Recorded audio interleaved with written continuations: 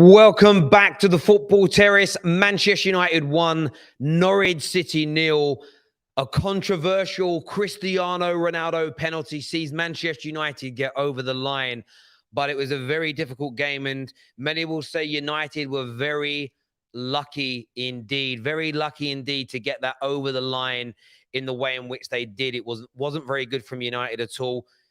Couldn't control the midfield, leaked far too many chances, late substitutions that were uninspiring. And one of the big questions we're going to pose and talk about on the show today is, can Ralf Rangnick really afford to play Ronaldo, Rashford, and Bruno all at the same time? The lack of ability to hold up the ball, the lack of the ability to maintain possession is poor. You couple that in with two midfielders that are not known for their distribution in Fred and Scott McTominay, and there is an unbalance. And it was good to see the same team pick 2 games on the bounce, but a lot left to be desired when it comes to Manchester United today. There really was a poor performance overall. Happy with the 3 points, no doubt. There is lots to delve into, including the controversial penalty that was given. Up on the screen now, as you can see, is the decision in itself that led to Man United's goal, that led to Man United's opportunity in this game. I do want your thoughts and I do want your feelings as well. We're going to get Javon to get the comments up onto the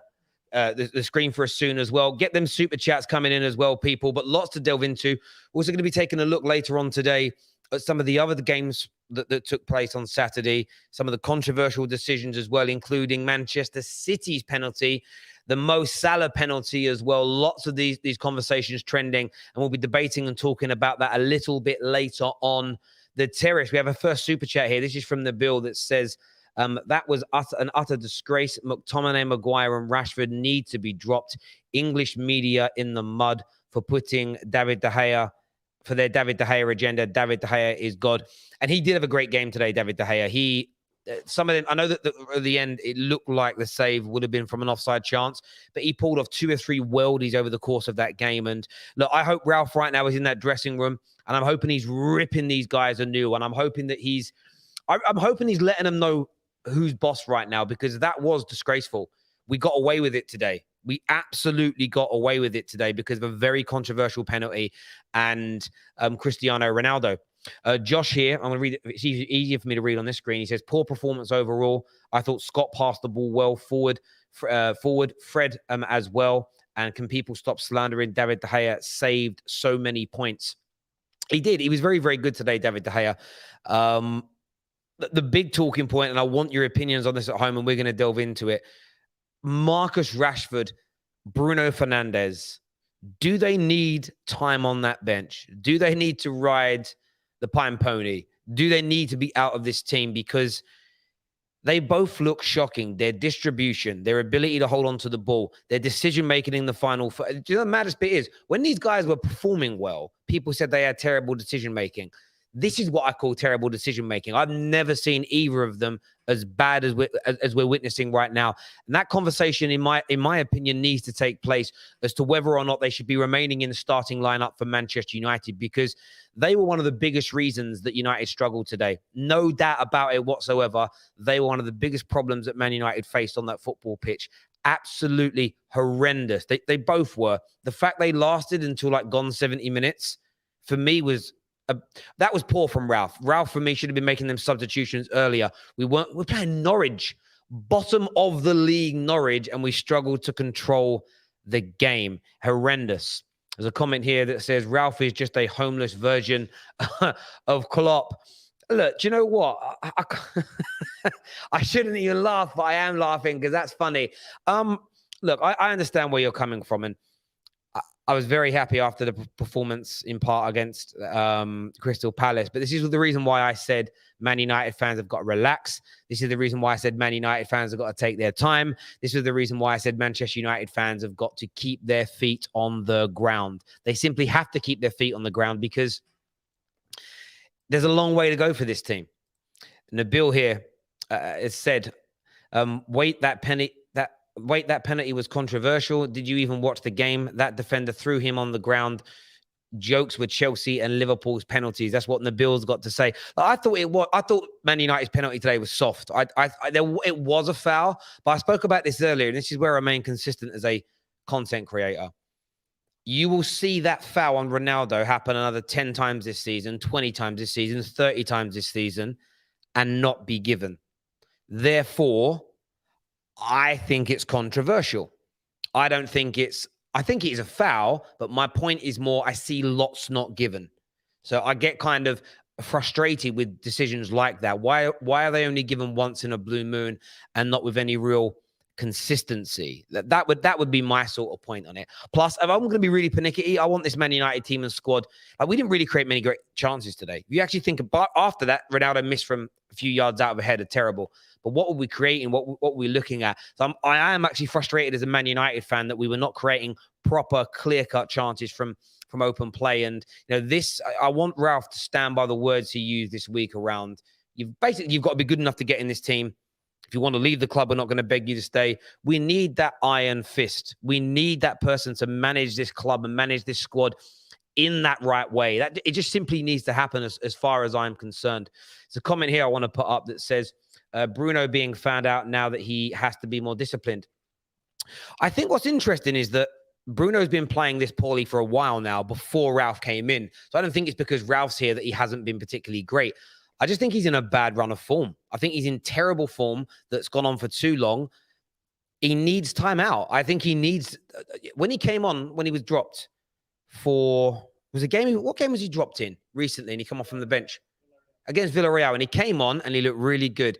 I think he needs a bit of time on the bench to reflect, maybe a bit of time to recoup, maybe a bit of time to rest, maybe a bit of time to feel like his position in the team is under scrutiny again. I don't think Ralf's style of football has necessarily made Bruno play badly because he's been in bad form for a long time. And this is what I implore Man United fans to look at is don't have an agenda. Like you might think that Paul Pogba's better than him. And you've been on Bruno's neck since he's arrived. That's a madness to me. As in being on his neck. You can think Paul Pogba's better. I don't care. Equally, don't celebrate him being in bad form. This is bad for Man United that Bruno's in bad form. Equally, if you love Bruno, and I love him, you have to call him out when he's not playing well. That's your job as a fan, essentially, is to support, but also give honest, direct criticism. And he needs time out of the team. There's a super chat here that says, great improvement by Scott. I'm a bit confused by all the back passing by Rashford. If Scott can adjust, so can Marcus. Marcus Rashford's problem is he's lacking confidence. That's what I'm seeing two in him and Bruno. I'm seeing two players that are lacking. You can see it. His body language. He doesn't look sure of himself. So take him out the team. Give Greenwood that start as an example. Give Elanga a go. I mean, Martial's probably going to leave, so he may not kick a ball again for Man United, but give somebody a chance and give somebody an opportunity. That is what needs to happen in this circumstance, no doubt at all. We are going to take your calls very, very soon on the terrace as well. Want to hear from some of you today. We want to know what you're thinking and feeling and saying. I've got a panel in here with me also. I will do an introduction to them right now. We've got Lyes and Ram in the middle camera here. How you doing, boys? I'm good, man. Good. And look at this guy over in the corner. Man like Prime's here. Look at him. Got that glasses on, looking slick, tight camera angle. Good. Make sure that like button's being smashed, people. That's very important to the terrace that you hit that like button now, that you subscribe. You turn on that bell notification as well. Make sure you're following our Twitch account also, because watch-alongs are coming exclusively on Twitch very, very soon. So you need to be a follower of our Twitch account so you get the notifications as well. I want to go to Lyes first as a Man United fan. What was your take on the performance in the game today? I thought United were really poor today, honestly. And I've been very excited all week to watch United. Like the game against Palace, I called into your show, Terry. I said, that's really what I've been wanting to see from United for a long time.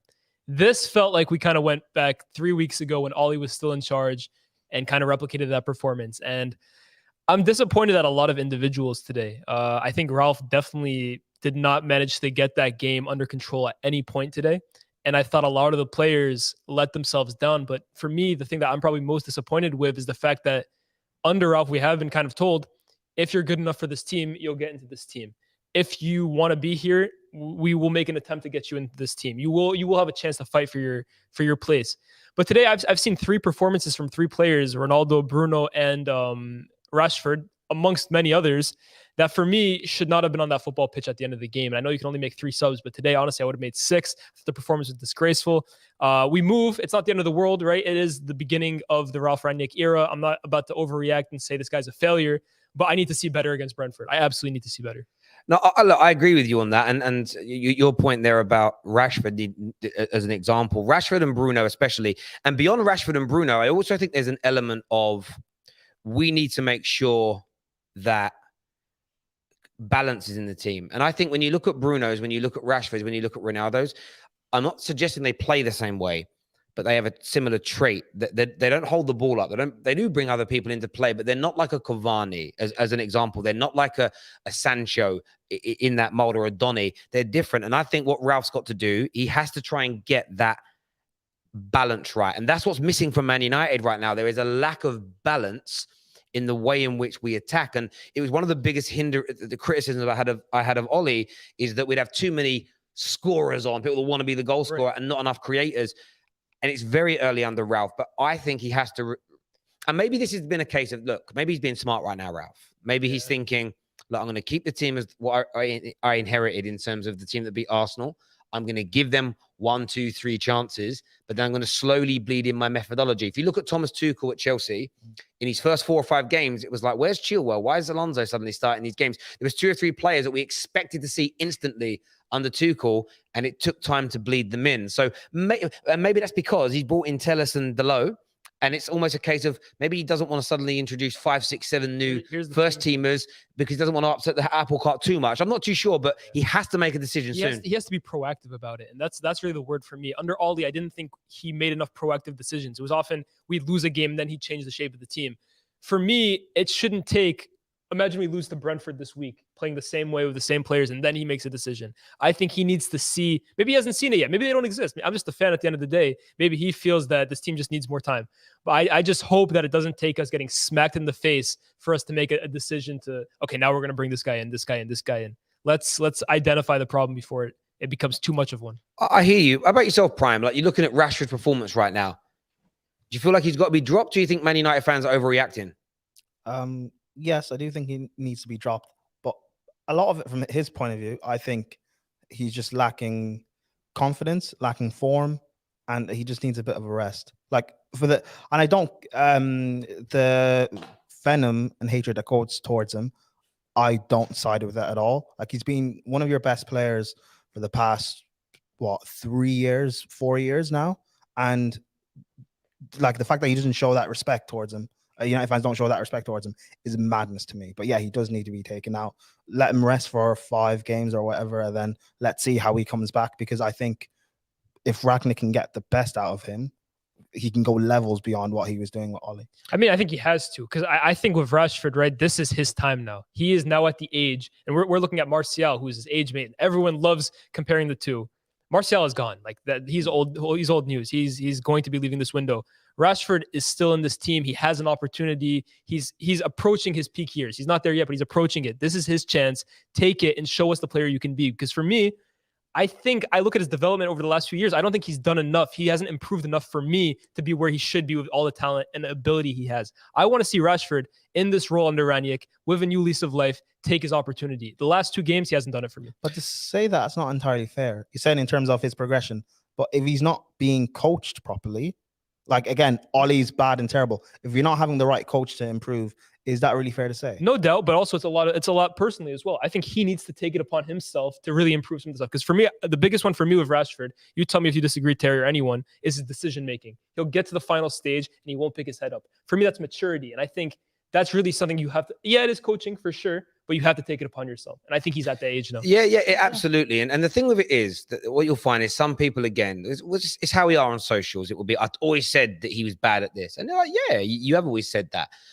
I was just more willing to give him time to learn and develop, where you didn't want him to even play at all. You wanted him gone.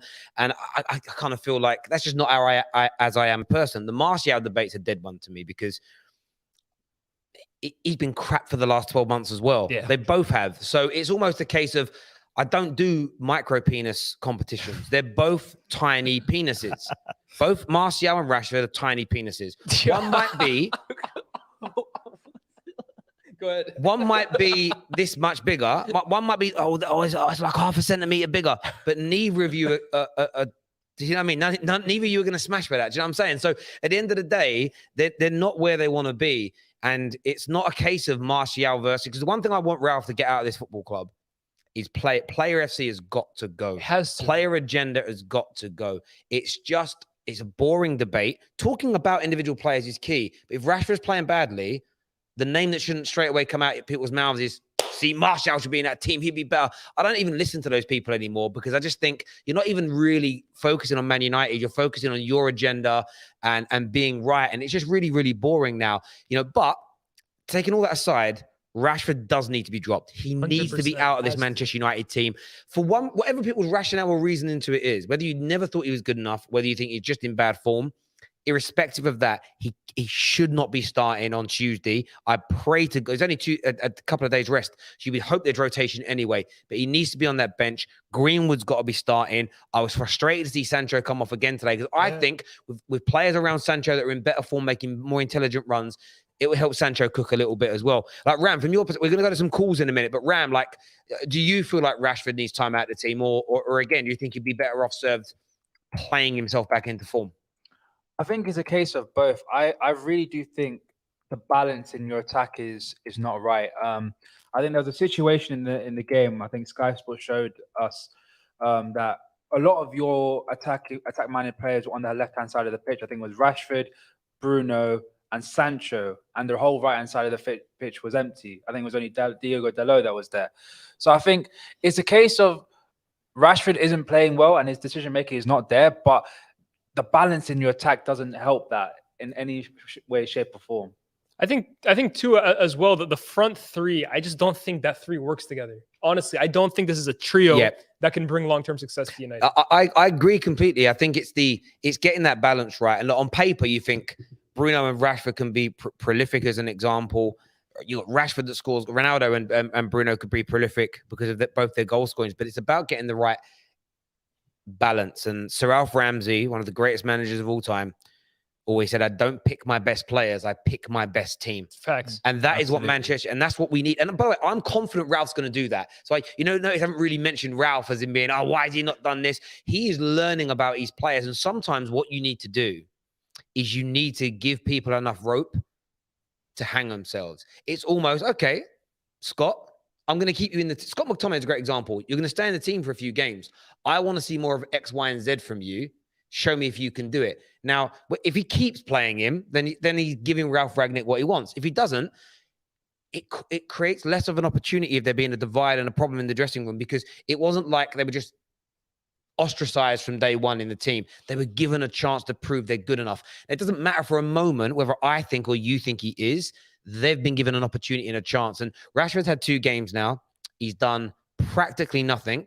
And I think it is, based on that and his form, it's almost a case of somebody else needs an opportunity in there. 100%. We've got to become that ruthless now as a team. And the biggest mistake Ollie made was continually picking the same people, even when they were in bad form. It turned the fans against each other. I think it caused problems in the dressing room, a big divide, and no cohesion.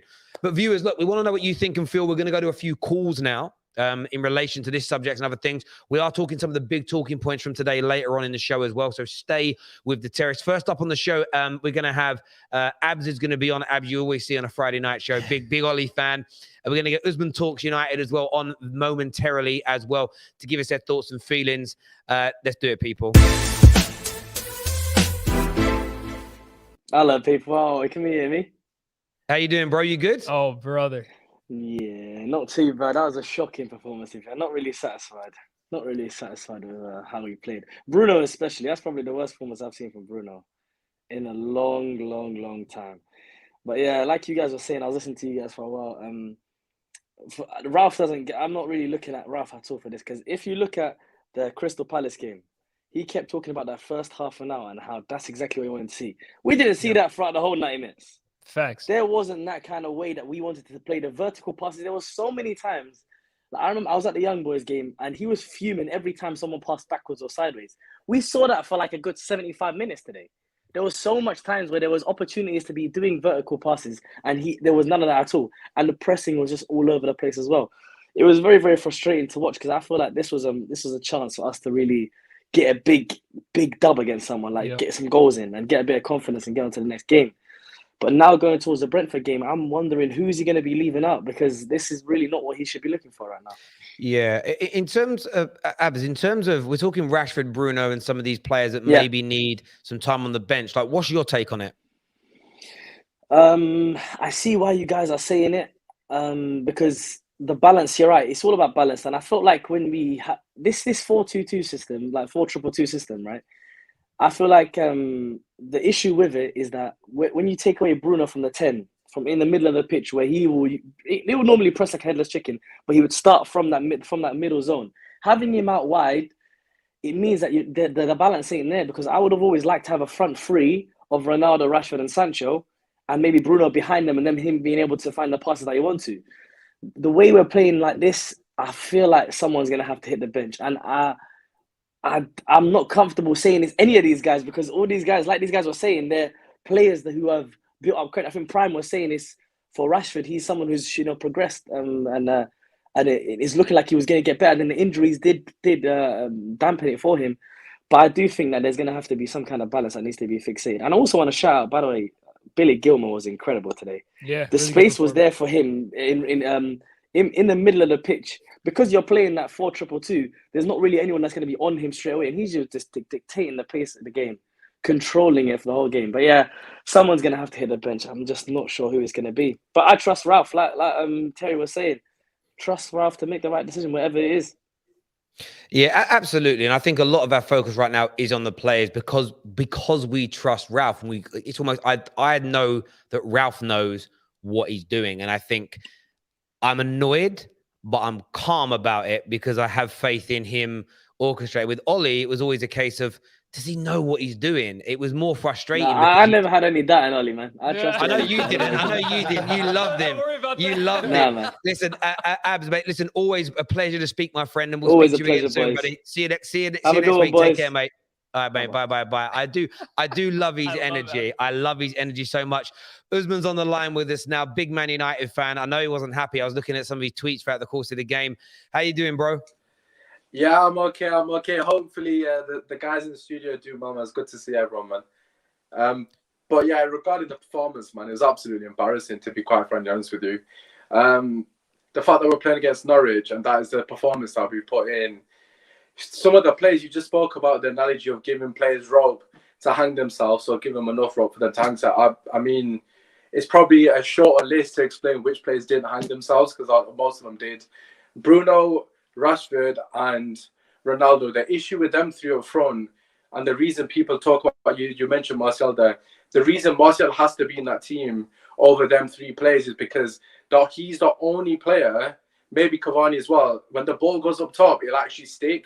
The ball gets to Bruno, he's either going to play some Hollywood pass 1 out of 10 times, and it's going to be through and goal and we score, or we lose the ball. The ball goes to Rashford, he can't hold it. The ball goes to Ronaldo, he can't hold it. So we're not containing the ball up top. Every single time the ball goes to the front three, we keep losing it. And we need someone to be able to hold the ball. If you're going to play two strikers, one of them has to be able to hold the ball. Rashford and Ronaldo both are not good back to goal. And that was the issue throughout the entirety of that game for me. I mean, Rashford, the amount of times he lost the ball, and Ronaldo, when they had the back to goal, was absolutely ridiculous. And for me personally, as you said, you're not going to blame Ralf, and rightfully so. It's important that he actually shows us that he's looked at that game and he makes changes, because if Greenwood is not starting over Rashford, and if Van der Beek is not starting over Bruno Fernandes, I'm going to start to get a bit worried, because there's no way in God's given earth that them two should be starting over Greenwood and Van der Beek come Tuesday night for me personally. Oh, yeah, come Tuesday. Listen, I agree with that massively. Greenwood needs that opportunity. We all know Greenwood technically is a better footballer than Marcus Rashford. And I think, we want to see him get more game time. And then getting that balance is right. Look, I think that Rashford and Bruno are brilliant when they are the final piece of the jigsaw, in the sense of if that through ball is being played to them and they're there to finish the opportunities, they're great, which is brilliant. But if the system has now changed or the personnel's changed, and it means they're a layer or two down in the approach play to a goal when you're doing your positional attacks, and they're not cutting the mustard, this is where Man United fans need to be strong. But Man United fans, not that our opinion, the manager needs to be the strong one to make the changes, and I think Ralf will. But from a fan's perspective, we've all just got to relax. I know how good Bruno Fernandes is at the job that he did when he first arrived at Manchester United. But if the way we play changes and he isn't the right person for that job, I'm not just going to needlessly defend him to try and prove my original thoughts about how good he was as that goal scoring midfielder have changed. Do you get where I'm coming from? Like, if the system has to change, then I want the player to change with it, because my club winning is so much more important than a few trolls saying, Terry, but you said that Bruno Fernandes was absolutely top class, world class. Well, he was at the role that he was doing, but suddenly if that role changes, you know, he may need to. But I actually think Rashford is an even bigger issue in many ways than Bruno Fernandes, in the sense that we know what Bruno is capable of. I still think he needs time out of the team. Rashford's concerning me more because I expect him. I really feel like he could cook under this manager, and he's not showing any signs of it at any moment in any game so far. And it's a massive worry for me. It really is. In terms of the fullbacks, I want to get your opinion on the fullbacks today, because a lot of us have been saying that Telles and Dalot have got to stay in this team. How do you think they did? I mean, I think they had decent moments. The one thing I do like about Dalot, when the ball gets played into him, if you notice, his touch is always in front of him, so the touch always allows him to be on the front foot. So I think that's definitely a key thing. And he was playing the ball inside with a bit of pace and a bit of venom. I thought the start of the game okay, but both of them throughout the entirety of the game didn't give enough for me in terms of getting forward, overlapping. I thought Telles in particular has very, very good quality from wide areas, but he just doesn't get forward enough for me. I know a lot of people have been very critical of Luke Shaw. I still think Luke Shaw is a better option than Telles. For me personally, I like Telles, and I think at the moment, without a shadow of doubt, he should be in the team. But I think long term, and I know this is not going to be a popular opinion, but I think Luke Shaw's levels above him going forward. Telles' delivery is better, there's no denying that. But in terms of what Luke Shaw does in terms of his ball carrying abilities to get him from A to B, i.e. through the thirds, and also his ability to overlap, is far superior than Telles'. Telles' ability is more in terms of his quality on the ball.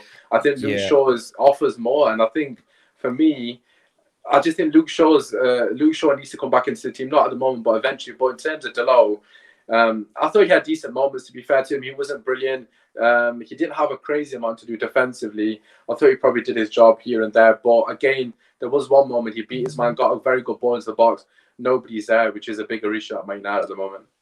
Speaking of Luke Shaw and Telles and Dalot and Wan-Bissaka, did you see tonight how easy Norwich were getting in behind you on the counter attack?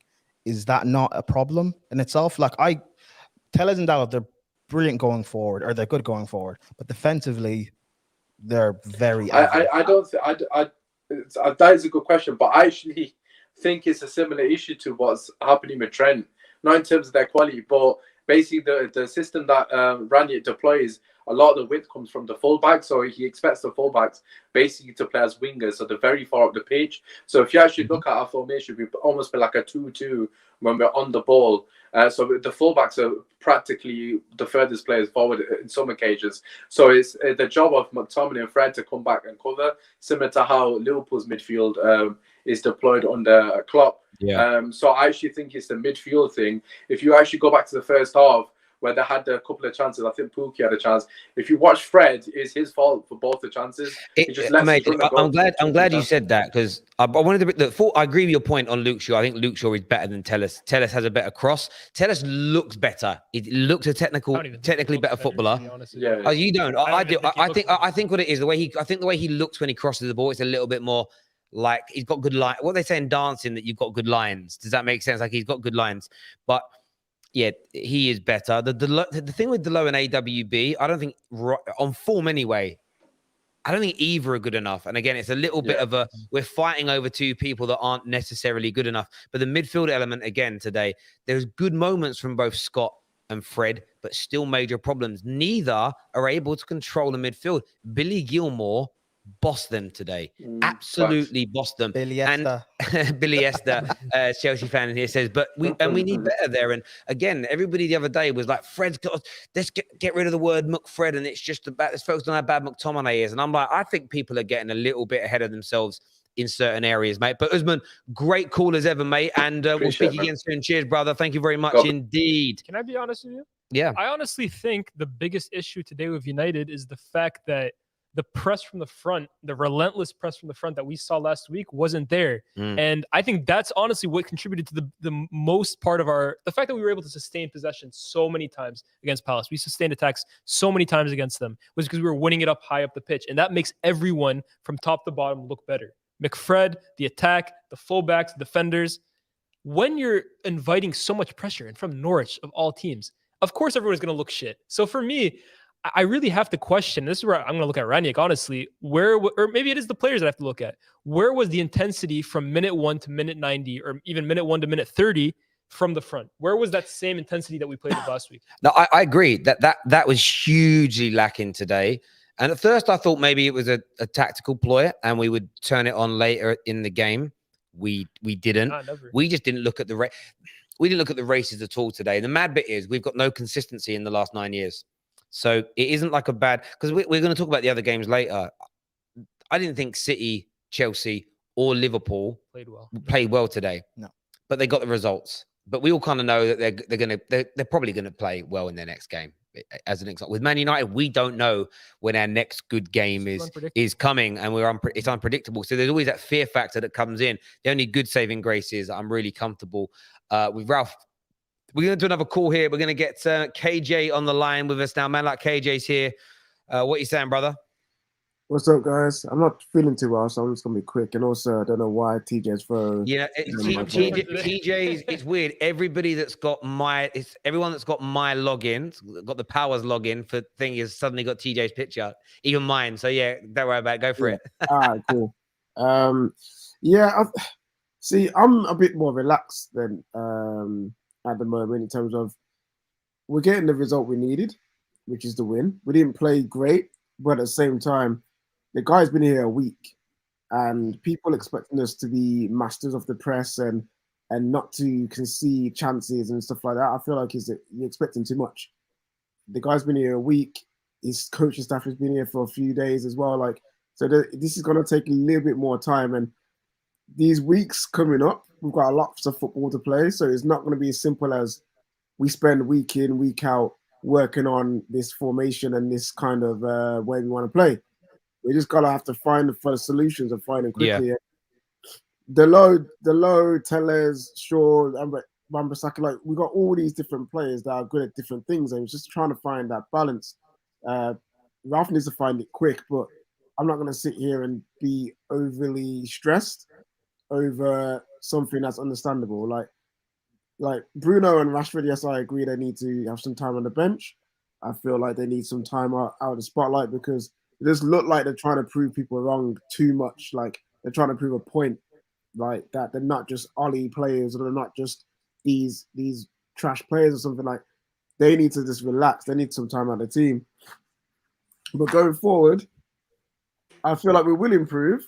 We will sort out the formation, which one is the best. We will find the balance of players. I think United fans just need to relax a bit. I've seen people already get on Ralph's back, and I'm just like, everyone just needs to calm down. Like, what do we expect? There's never going to be challenges for the league after the start we've had.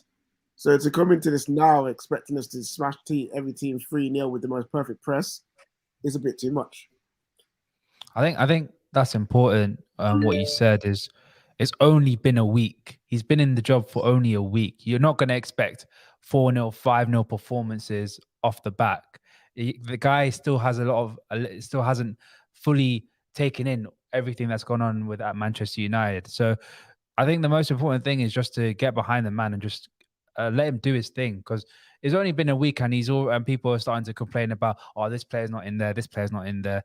Just let him do what he can do, and then in a couple months' time, have your assessment of what he's done so far. I think that's what United fans need to do right now. Yeah, wait until after.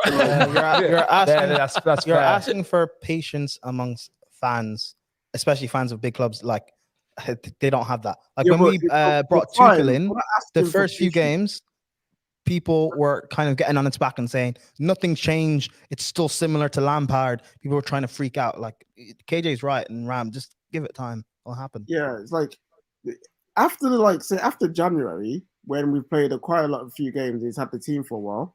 I'm all cool with people saying there's this deficiency, that deficiency needs to change, this needs to do that. But complaining and getting on man's back and saying, "Oh, I'm super worried. We're not gonna get." After a week, guys, come on, man, chill. We can't go from celebrating the man's coming in to being, oh, that's it. Like this is just a sign for the future. Like flipping out. Like plus, he's not even your end goal, right? It's he's the not. next manager, and that's the biggest point in this. Like one of the I saw. I've got it as a draft tweet. I haven't sent it yet because I was tweeting other things. I saw Tim Sherwood talking about how Man United fans need to relax a bit. They haven't signed like this great manager. Why they're all getting excited? And it's like, everyone remember what we were excited about the day he was announced or the day we knew it was happening. It was the fact he's going upstairs to help us run the club. This is an interim period for him to help steady the ship, get us into that top 4, and then we move forward. How Ralf manages and how well this team performs is not indicative of how we're gonna look the next season and the season after, because he's highly unlikely to be the manager. So there is an element of relaxation. But I've said it before and I'll say it again. I'm all about having uncomfortable conversations and talking about who needs to come in and who needs to go out. Some people on social media need anger. They need negativity. They need the banners out. They need something to scream and shout about. Some men just want to watch the world burn. Some men do just want to watch the world burn. I think that's a big part of it, KJ. Like, again, I'm frustrated with certain players today, but I think I know what Ralph's doing. He's giving some people time and everything else, and eventually he'll move them out the team. I think what some people are annoyed about, and which could make them turn on the manager quickly, by the way, is they expected, and Ollie outers are doing this. The Ollie out crew are doing this because they wanted Ollie out. He was never good enough. And these 4 or 5 players that he overplayed were never good enough. They were in their minds that we were right. That's why Ollie's gone. They're now getting frustrated that some of the players they then therefore thought were going to be dropped and kicked out of the team are still playing. And it's like, you can see it in the way they're talking. I've listened to Spaces. I've seen them on some of their channels or on other people's. And you can hear this almost like they want to be angry still. And it's like, KJ's bang on. It's just going to take a little bit of time. So slow your rolls. As we said earlier, Thomas Tuchel carried on playing Alonso for a period of time after when he first came in. It took Chilwell a little bit of time to get into that side and start playing, and it took a few players a little bit of time to sort of nail down their first team place under Thomas Tuchel, as it were. I think you're right, KJ, on that, mate. I really do. Yeah, one sec. There's a super chat from Bean. I've been talking to this guy. Yeah, read out for us, Terry. If you can see that. Yeah, he says, how long has Dean Smith been in charge? And look how Norwich dominate Man United. If not for David De Gea, Norwich messing up, it could have been 4 or 5-0. This guy doesn't like Rangnick. He tweets me a lot on Twitter. And this is what I mean. So Bean is very, very anti Chris Amas and Rangnick for so like I think he's got some PTSD from Amas's time at Toronto FC, so he's dealing with that. But this is what I mean. People need to just relax. Yes, Dean Smith he's done well with Norwich, but guess what? Norwich fundamentally could play good football before Dean Smith got there. The issue wasn't structure in terms of, they just need to learn how to play football again. They just needed someone who can just help them get solid. Dean Smith is good at doing that. He did that at Villa, and he did it at Norwich. I get his point, but it's almost, that's going to happen at times, if that makes sense, you know. And we look good against Crystal Palace as an example. You've got to remember as well, we open up and attack teams. We didn't do a very good job of it today, so we leave ourselves susceptible. There's space open at the back. Norwich weren't doing that; they were counter-attacking us. So there's all these things at play there for me. And again, what we've got to look at here is everyone who's currently sitting on that bench as a coach for Man United may not be here in the summer. If we go for Ten Hag or we go for Poch, or whoever, we are looking to bring in a world-class manager. I have to say the word again, interim. Like, essentially, we've got a supply teacher. Like, this person isn't going to be looking after, he was a teacher, so there's a bit of irony in that. But it's a case of, I think people need to relax about that. Not Tuchel. Well, Tuchel's a great example. We've not employed our Tuchel. We haven't employed our permanent manager yet. And that, even if Ralf does a bad job, he isn't being brought into the club to be a manager. He's being brought in to help us sit at the helm. The reason that he's come in this capacity is because our number one choices just were not available mid-season. So I'm just personally very relaxed about that. Steady the ship FC. That's all that. Yeah. Like I said at the start of this tenure, Rangnick needs to come in, get us top 4, and fix the football. I think the top 4 is the biggest priority of anything, so that the new manager can come in and have a base to work with. But I at the end of the day, I'm still going to say it. We have to play better than we did today, and I think everyone agrees with that. Yeah, that's the end of the you know story. what it is? It's because of the hype and the mystery and all of that around Rangnick, and the fact of it doesn't happen instantly. So all of a sudden, oh, Rangnick's not good. Oh, I'm reading through the comments. Gerrard's better than him and stuff like that. I'm just like, but it didn't happen with it didn't happen with Tuchel straight away. He was, by the way, Ralf Rangnick has 100% win ratio as a Premier League manager. So his first 2 games as Man United manager, his results were better than Tuchel's. Tuchel drew his first game against Wolves, and I think I swear he won the next game 1-0. I swear it might have been 2. Yeah, but it's a case of it actually took Thomas Tuchel, I would say, 5-6 games for Chelsea to start looking. There was moments in those games where they still looked a bit dicey. They were still being opened up a little bit. And there was this, how has he improved us? But then you just slowly see that the consistency creep in.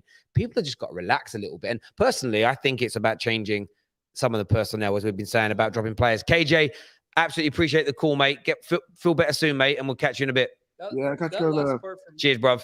That last part for me is the biggest one. My biggest issue with anything today is just the fact that I felt certain players were given some slack today, where honestly, I think a lot of them should have been taken off. That's my only thing that I really have to complain about. Sharim here, who's a Liverpool fan, says his results are better than Klopp's. Yeah, I mean, slightly different. We've got a better squad than Klopp inherited, so I expect the results to be better. But it just takes a little bit of time. And of course, you know, I look at the way Villa are playing, and you know, they've looked really, really good since Gerrard's come in, but there are differences here.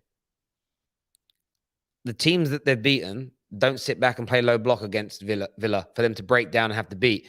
Both teams open up against one another. There's far more space to play in. If Norwich today played like open football when there was loads of room in behind for us, it would have been a different game. You know, if you notice in the last 2 matches, we haven't got in behind like we did against Arsenal. That's because Arsenal opened up against us. Like there are differences in this, as an example, and Ralf will get there and he'll get us playing better football. But remember, Ralf isn't Gerrard or Dean Smith. He isn't the final piece of the jigsaw. He's going to go upstairs. He's going to help run the football club for 2 years, hopefully longer, and do a good job. And someone like Ten Hag or someone of that level is going to come into the club. This is Norwich. I know it's Norwich. I absolutely know it's Norwich. I swear this was the same Norwich team a couple of years ago that beat Man City. Like every now and then, by the way, lesser teams can have those great days, those great performances. You know, you can't judge it like that as well. We beat Crystal Palace and beat them quite comfortably the other day in terms of performance. That's the same Palace team that went to the Etihad and won 5 weeks ago. Do you get where I'm coming from? You can't judge it on like, Liverpool smashed Norwich and you didn't, therefore you're nowhere near them. Like football don't really work like that, really. This guy says you guys haven't shown anything positive. All you guys did was ran hard for 45 minutes against an awful side. So if we had showed anything today, it wouldn't have mattered, right? Because it's an awful side again, too. So we can't judge Rangnick until he plays a big team. Yeah. Good to know today didn't matter. To be fair, people, again, rival fans also said that about Chelsea with Tuchel when we did start kicking off, because we had, when Lampard was sacked and he was brought in, we had favorable fixtures. And people were saying, oh, it's going well now, but wait until you have to face the big teams. We had to play like Spurs and Liverpool and face Atletico in the Champions League. Wait until you face these teams and you'll get exposed. So I think you guys are it's just praying fair for a to say that, downfall. but again, like, just relax. It might implode, but it probably won't. So just like relax and see it through. And also the same, when you bring in your permanent guy, so Ten Hag or Poch, the same thing might also happen, a slow start, like trying to figure out these players. So I couldn't agree more. I think just patience is needed, but we live in a world of instant gratification. Everything we want, we pretty much get now. Viewers, look, we've got some more of you we're going to take some calls from. So we want to review a little bit of today as well. What else went on in the Premier League? Controversial penalties. We're going to go through some of the controversial penalties today and get your take on them. Make sure that like button has been hit. Still not enough of you hitting that like button, which is a madness to me. So get that done for us right now. First penalty I want to speak about today, Liverpool's. I want to speak Mohamed Salah. Ram, in your opinion, was this a penalty? Yes, it was. In my opinion, I think Tyrone Mings was reckless and clumsy. I think he tried so hard to get the ball that he ends up kicking Salah. And for me, I don't give any defenders the benefit of the doubt. I'm very, very harsh on them. And I think if he didn't do that, it wouldn't have been a penalty. But he ended up trying to be clever and try and nick the ball off Salah. He ends up kicking him. So it's a pen. Salah has every right to go down, and it was reckless. It's a reckless challenge. It's a terrible challenge. Let's not cut around. It was a dumb challenge. Listen, it was really dumb to do. I think Tyrone Mings honestly is woeful. I think he's a woeful center back, Yeah. and it was a woeful. He was actually playing a decent game up to that point. I was watching it before my train took off. But yeah, Salah takes a touch wide. It's not like he's even like going directly to goal, and Tyrone Mings clumsy stumbles, brings him down. It's a penalty every day of the week. Do you know what it was for me? It is a penalty for anyone saying that it isn't. Where I wouldn't even say it was clumsy. I would say stupid in the sense of Mohamed Salah slowed himself down and just waited for the contact. And that's why it's sometimes if you're an intelligent defender, what you do is you stop yourself and then you make Mo Salah Mo Salah would have just ended up standing still for no reason in the middle of the box, but he doesn't. He just allows himself to hit the back of him. The legs collide. It's in front of the cop. You're always getting it. It's never being overturned, and it is what it is. And the reason I want to talk about these penalties today is that all the big clubs won with penalties today. United beat Norwich with a pen. You got Liverpool there that beat Villa. Chelsea got two. Chelsea got two, which we'll touch on in a minute. But then there was this one at the Etihad today. Awful. They hit the body first.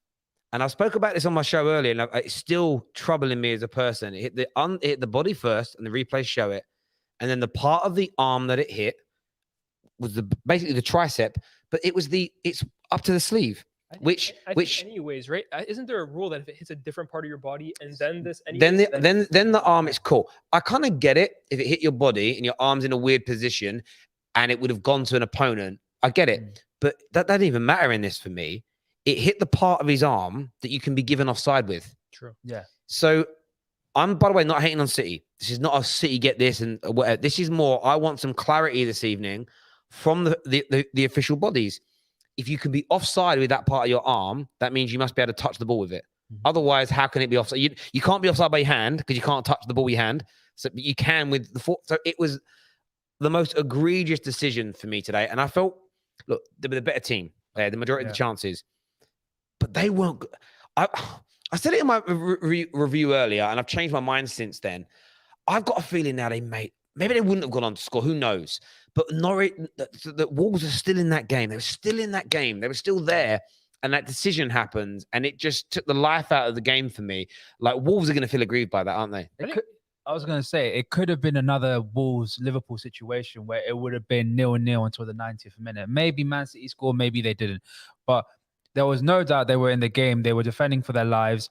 Raul Jimenez got sent off for something completely stupid that he didn't need to do. Yeah, in my opinion, I think they deserved a draw. The way they played, the way they were defensively assured, they deserved the draw. I don't know about deserved the draw. I think the second half, they were completely on the back foot all game. I think the first half, they actually played a pretty good performance. I think Jimenez honestly cost Wolves the game more than this decision, because I think City would have gone on to score. But yeah, for me, I completely agree. I think based on the letter of the law, what we are told by officials, what the refereeing official book, if there even is one, says, it hits you here. That's not a handball for me. But I think we've seen so many situations. I think Leeds against Arsenal last season. I think Alioski went and made a block and it hit his leg and then jumped up onto his arm and it wasn't given a pen. I thought that was the rule, right? If it hits a different part of your body and then your arm. Yeah, and the worst bit about it, when you saw the super slow-mo from behind, you could clearly see. And I had a City fan that called into the show, no, I hit the elbow first. And I'm like, bruv,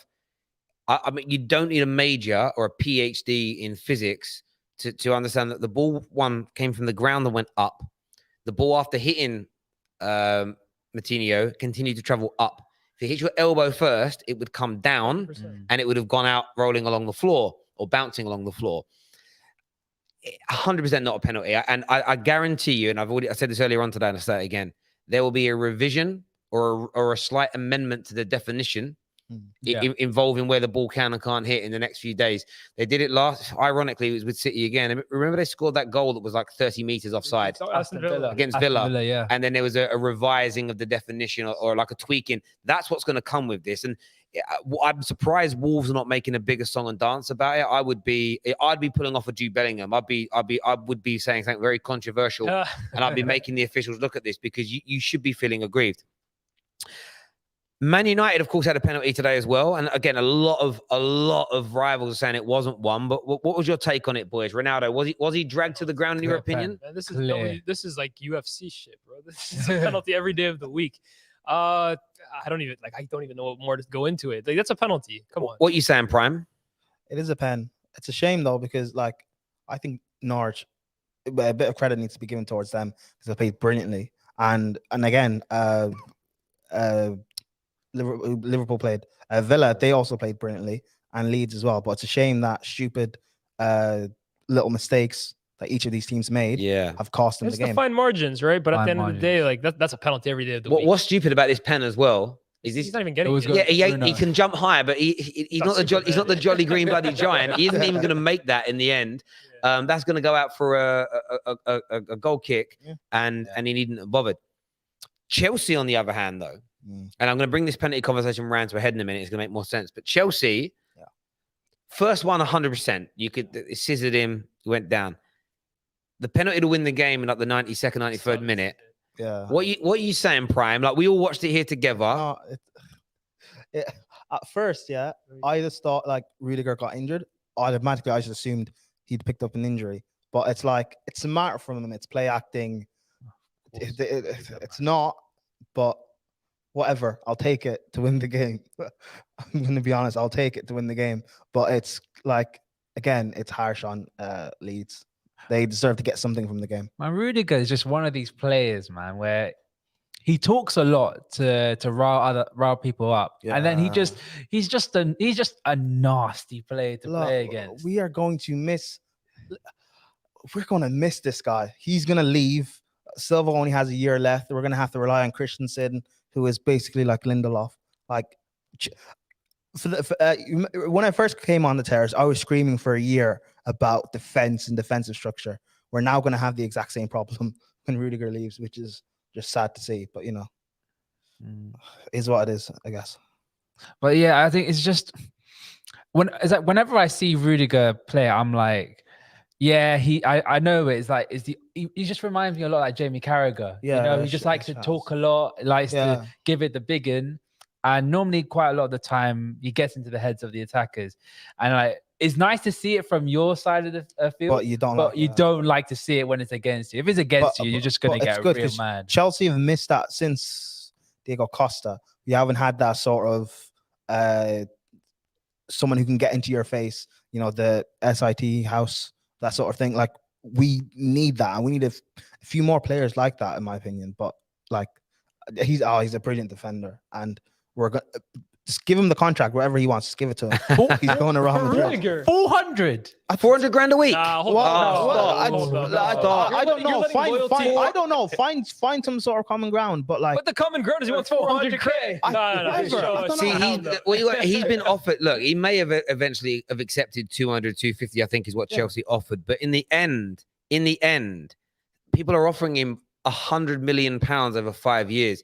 No disrespect to Chelsea. And by the way, the clubs that are offering him that are pretty much in leagues where there's 1-2 horse races. Yeah. So he's going to win trophies, and he's going to earn after tax, I don't quite know what he's going to earn. But Spain and Madrid. No, exactly. He's going to kill it. Again, I get it from his point. I'm not like angry or mad at him. From his point of view, I would do the exact same thing. But again, from a Chelsea point of from being a Chelsea fan, that I've complained about our defense, I'm now seeing our defense fall apart.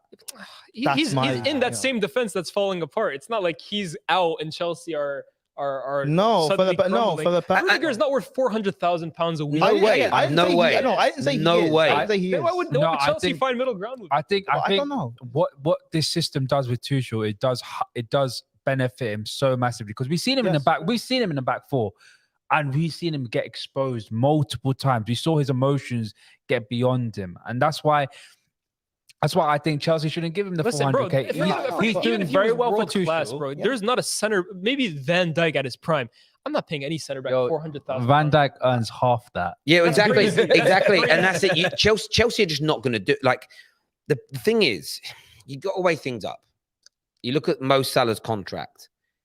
400 to 500 grand a week is what's being requested. That makes sense. I spoke to a journalist very early this morning who said that Liverpool are confident of coming to a happy medium and getting an agreement in place early to mid-Jan. And every Liverpool fan knows it's Jan when it's being announced because it will paper over any annoyance around maybe no new signings coming in. Very clever. The contract's going to be worth about 100 to 110 million pound for Mo Salah. However, it's going to cost double that to replace him plus salary. To replace Mo Salah is to buy a player of Mo Salah's quality and outputs for Liverpool. It's 150 million to 200 million pounds. Plus, then they're going to want to be paid similar to him anyway. Plus, here's the thing: it's not guaranteed that he even replicates. Yeah, and he might not replicate. Right. So replacing him could cost you in salaries and transfer fees and agent fees anywhere between 200 to 300 million pounds. So it makes sense to do.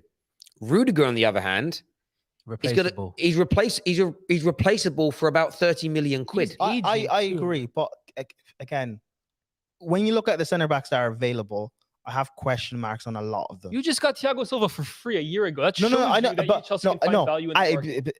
He's one of the greatest center backs. How many center backs are on right now that Is we can Rudiger just one bring of the in? greatest center backs? No. That can't be replaced? But again, I didn't say that. My point is, it's working right now. What center backs are available that can come in? James Tarkowski. No, I won't go that far. Fuck. Prime loves James Tarkowski. Yeah, but I don't want him in. No, like listen, man. like I think there's Chelsea. Koundé, but like again, I haven't necessarily watched much of him, but he hasn't been performing that well this season. Romagnoli? De Ligt I like, but again, he hasn't been performing that well. Go buy back to Mori, bro. Honestly, you have to go. I want to, but we're not going there to. You're asking for. The thing is, I don't even think Rudiger's that good, right? Rudiger.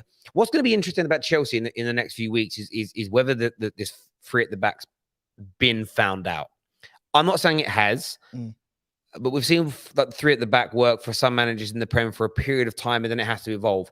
I think you put Rudiger in a two-man defense, and you were talking about a man who isn't good enough for Chelsea standards.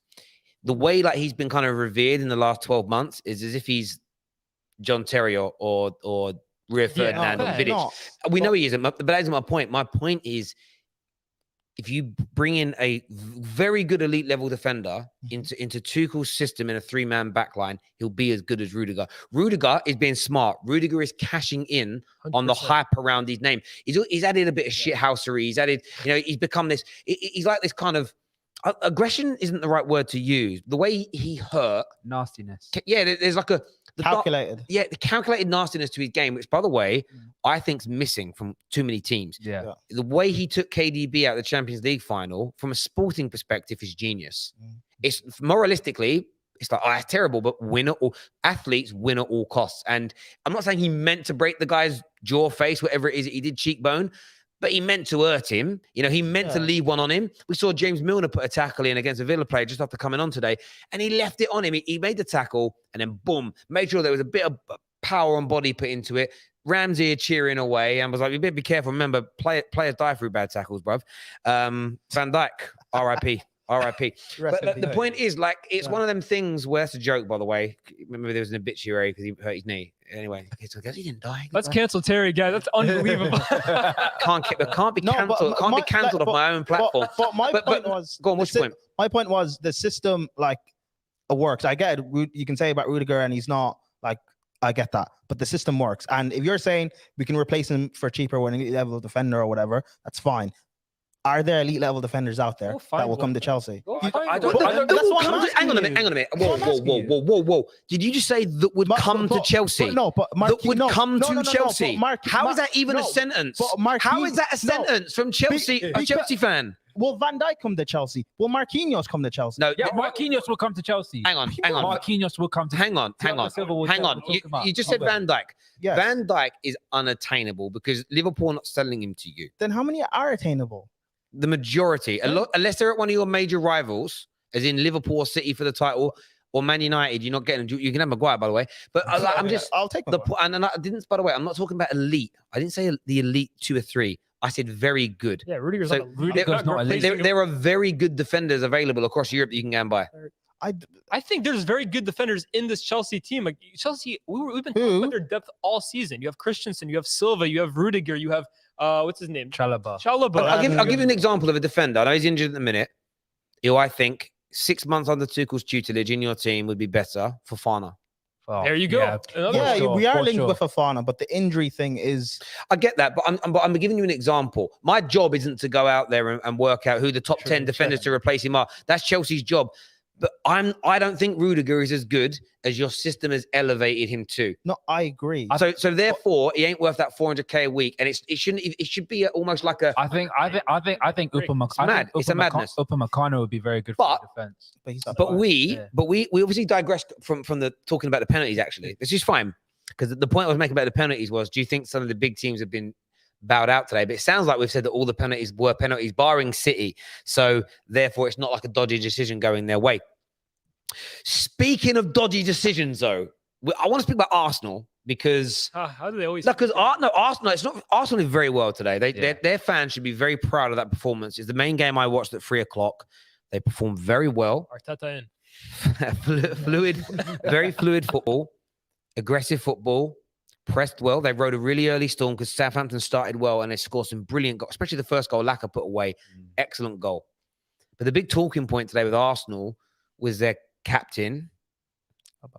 Another disciplinary issue. Mhm. There's still a lot of conjecture around exactly what he did, returning late from an agreed holiday that he returned late from. There's been reports that he claimed the club, either he was claiming he was sick or the club were going to say that he was sick as to why he wasn't in the team. But then he put onto an Insta story of himself getting a tattoo. Arsenal fans are fuming with him today, talking about stripping him of his captaincy and everything else. Like, Ram, what's your take? And do you think we know the stories are true? Yeah. Because he's been announced that he's away for discipline. You know it's all true. We don't quite know the ins and outs. But do you think he should be stripped of his captaincy? I don't think that's the only thing he should do. I think he should leave. I think Arsenal should get rid. You don't want any bad eggs in any of your rebuilding projects that you want to do. I'll give you a good example when it came to Liverpool. Mamadou Sakho. Sakho came late to one of our preseason's trainings and had to get a plane by himself. And Klopp was like, "No, we are a team. We're no individuals." Fergie, the amount of times that he did that. Exactly. Come on, Stem, And- Beckham. And you know what the main thing is? And I've known this because obviously Bundesliga and all that. This is not the first time he's done this. Yep. Everyone talks about Borussia Dortmund. He has a major disciplinary issue. When he was at St. Etienne, when Jurgen Klopp tried to get him at Dortmund, he had a major disciplinary issue there as well. This is not the first time Aubameyang has sort of like not down tools, but not behaved at a correct manner. Let's be real here. For me, I said my piece on Aubameyang a few weeks ago on the show. I said he's no longer an elite striker. He's no longer a world-class striker. I don't even think he's a great striker anymore. I think Arsenal needs to move on from the guy. I think he's washed. He's finished. He's invisible in the big games. And then you add incidents like this. For me, he is the worst captain in the Premier League by a mile. I think it's one of the worst contracts, if not the worst contract in the Premier League by a mile. And I think Arsenal, they will struggle to find a suitor because of his age, because of his wages, but they can do better. And I think improving on Aubameyang in the near future will improve them as a team. No doubt. Like, I think the main thing is all Arsenal fans agree with this because of the performances that Aubameyang has had for the last couple of months. He hasn't scored a goal. The only time he scored a goal was a hat trick against a West Brom under 23s, which is scored in pathetic. the North London derby, which will carry him towards the end of the season in terms of the favour in the squad. Exactly. And I think the reason why all the Arsenal fans are sort of together with this is because of the performances. I think if he wasn't performing like that and was performing at a decent level, there will be people being like, "Oh, give him the benefit of the doubt because he is Aubameyang. He's one of the best strikers in the world." They'll say all this kind of stuff. But I think this is a no-brainer for any football club. Get rid of it. Here's the thing, though. This is the last thing I want to say on Aubameyang. I want to see now Arteta bench him for a few games now because Arteta has come out with this before. I think this isn't the first time Aubameyang at Arsenal has he did been this not suspended, but I think last season year, he missed the game. Like Arteta said, "You're not playing today because you missed this or this." Yeah. Show what you're made of. A lot of Arsenal fans have been saying, "Oh, Arteta is trying to get a message across that his players aren't willing to put out." Show who you are. Show that you are the Arsenal manager. No one is above you. And Speaking of message, this can be, and that Saka point you made about with Liverpool and Klopp, you can kind of use this as a message. And as because Fergie has done that a lot in the past as well. You can use this as a message and try and bring some unity and togetherness within your squad and also the fan base if Arteta was, actually smart enough to try and do something like that. But I don't think he's going to do that. I think he might come back in. I don't know who they're playing midweek or even that West weekend. Ham is West But Ham. I think he'll come in straight because again, West Ham, North London derby. I think he will come back in. I think if anyone wants to talk about the Sacco incident, putting it into perspective, Sacco was the light-hearted, the cheerful, the happy guy within our squad. He was a main part of our squad dynamic, and when he left, that sent a massive message to all the other players in the squad, saying like, I don't take anyone for granted. If you want to be a part of this squad, you have to listen. It needs to happen, and it's one of the reasons why Arsenal have gone backwards is the lack of discipline. And by the way, we're talking Arsenal, so some Arsenal fans say, oh, but what about your club or this club? Yeah, my club's the same. We just talked about We it. just have to put we need to do it. And what Aubameyang has done is beyond disgraceful. It's on a professional level here. We're talking professional things here. We're talking morality, but we're talking about your profession. You're talking about the fact that you're paid, depending on what paper you read, it's north of £250,000 a week. You're the club's captain. You are the leader of this group of players, and you've been given time away. You've returned late. The club this is the bit that's embarrassing. What it sounds like to me, and if I've got the information wrong, I apologize, but it sounds like they were going to say he was ill. That's why he was missing. But he fucked that up by going to get a tattoo or something. And therefore, the club then had to say that he's out for disciplinary reasons. And it turns out that that's what I think it is. If it was that he was told them he was ill, that's why he was away, and then he went and got a tattoo, that's even worse. But either of those two stories, and I've read them, the way that people have put them across on socials, I've read it in both ways, but either of them is a disgrace. You don't care about what the fans think. You don't care about how they feel. You have no respect for the football club, no respect for your teammates. You don't care. And there should be no way back. And not just because it's not the first time he's done it at Arsenal. Yeah. It's not the first time he's done it in his career. It isn't the first time he's done it at Arsenal. And Arsenal right now are in a mess. As a football club, irrespective of the growths here and this might be good and the goalie might be great in the future and we're cooking slowly. Arsenal Football Club being 8th, 7th, 6th or 5th is a mess. Arsenal not challenging for major titles is a mess. They are one of the biggest clubs and institutions in the history of football, let alone this country, in the history of football. Banter aside, yes, they don't have a European trophy, but you go anywhere in the world and speak to any football fan, they know Arsenal, they talk about it, they've got famed styles of football, they've had some of the greatest players in the world, one of the greatest managers around from the Premier League era, manage them. They are gargantuan. Barring 4 or 5 clubs in the world, everybody wishes they were Arsenal size. And this man thinks he can treat them like that just because he smiles a lot and everyone likes him and he done some fun stuff on socials and stuff like that. No, every single Arsenal fan has got to not become nasty or abusive, but they turn their back on him and say, we don't want you here. Comes onto the pitch, boo, he's every touch. But do you know what I fear when it comes to that football club? Is he'll start another game, he'll score a goal, and it'll be a Bama what? Yeah. Aubameyang, and then it's gone and forgotten about. And that there, do you know the example I would give is this? And this goes for Arteta letting him back in this team, the board for allowing him to stay, the teammates for chilling with him again and being like, it's all right, bro, don't worry. And more so the fans. The fans are the life and soul of a club. They are the heartbeat, they are the blood, they're the most important bit. If the fans let him back in again, you're then asking to be treated like this. If you've got a partner, I'm just gonna say partner, so no one gets offended, and they cheat on you, you take them back, and then they cheat on you again, and then you take them back, and then they cheat on you again, and you take them back. There comes a point where I do not sympathize with the person being cheated on at all anymore. It's like you are a doormat, and you are allowing this to happen. Arsenal fans, Arsenal Football Club as a collective, make a stand that we do not tolerate this type of behavior, strip the captaincy, and do whatever it takes to sell him in January. Even if you have to fall on your sword and still pay part of his salary, get him out your football club. The message that sends to everybody, it could be one of the most potent and strongest decisions that the Arteta in your club ever makes, for people to realize, you know what, it should be a privilege every day to be an Arsenal player.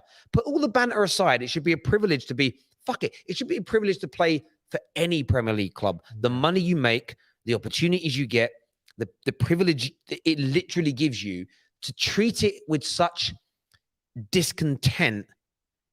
For me, I'm insulted. I'm not even an Arsenal fan. I would give so much to have the life and the ability and the skills that they've got, and the disregard for it is a madness. And for me, they should sell, if they don't sell him in January, 100%. they are inviting this type of behavior, Arsenal. I think so too. And I think with Arsenal, the biggest thing that people are almost forgetting about too is that they have a history of this, of captains either leaving the club or disrespecting them or being stripped. I think all the way back to William Gallas when he sits on the football bench. yeah. He's out like the next day he's out partying or whatever. I think of Fabregas, Van Persie, Vermaelen, Koscielny, all of them leaving on the wrong will. yeah. You look at Xhaka, Xhaka oh last my year. You look at Aubameyang this year. This is the chance for Arteta to make a stand and say, this is not the culture at Arsenal anymore. This is not tolerated anymore. Aubameyang, you're gone in January, and this is how we run things now. I think that, sends a good message to the fan base that this is how Arsenal wants to behave, and it also sends a good message for Arteta that, listen, I am the guy.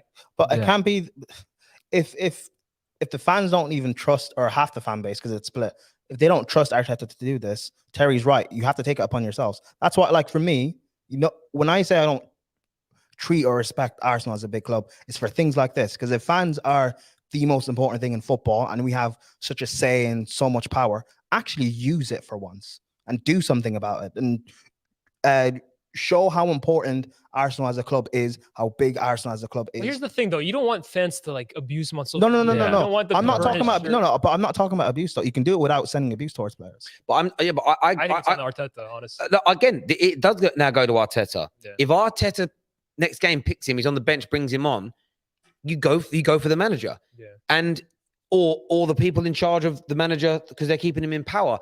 If Arteta, the Arsenal fans have got to stop. Football fans in general have got to stop drinking the Kool-Aid and be like, we all sat down, we cuddled, he apologized. You know what I mean? We made up. We're all friends again now. There'll be a little social post of, back at, I wouldn't be surprised if by Tuesday morning there was, again, what will happen if they beat West Ham and there's a feel-good factor, there'll be a picture of Aubameyang looking happy and jolly and laughing at training, and there'll be a big caption of everyone's back at it again. And it'll be, forgive you now, mate. After the Arsenal fan, but you lost 2 games on the bounce, embarrassingly. Because if you look at the context of those defeats, and then Arsenal Football Club released a new retro kit release, and everyone's like, Saka with a puppy. And so many gooners, a lot of gooners called it out. And I was so, honestly, every gooner, but every gooner that I saw called it out, I was like, I'm so proud of you as a fellow human being. I was like, I'm so proud of you. But some were like, it's great. The ones that called it out. No. But then I saw people going, I'm buying it. I'm like, but you deserve this. Terry, you deserve it. They do, but don't be proud, because the ones that have called it out, a good portion of them will be the same ones that will buy it in secret. So, are you really proud? No, I hear you. I do hear you on that. And like, for me, the fans have got to be resolute in this. If you want him out today, you want him out in a few weeks, you've got to stand your ground on this. Unless it turns out he done nothing wrong, which I think Arteta wouldn't have benched him and said that he's being punished for disciplinary reasons. Yeah, that's what I mean. It's something's happened, but Arteta's got to have a backbone here. We've got some super chats here that I'm going to put up onto the screen that we missed before. This has come from Josh, who says, Terry, just seen the stats. McFred together lost possession 14 times. Ronaldo, Bruno, and Rashford combined lost it 61 times. Well, you expect your attackers to lose it more than your midfielders. Yeah, so 14 between the two in midfield is actually still pretty high, actually. You don't really want double pivot midfielders losing it more than... And it depends on how you lose it. I'll give you an example. One of Cristiano's is scoring a goal. Counts as losing possession because the team gets possession afterwards. So you have to be careful with those stats generally. But we know that those 3 together up front is shocking. Absolutely shocking in terms of ball retention.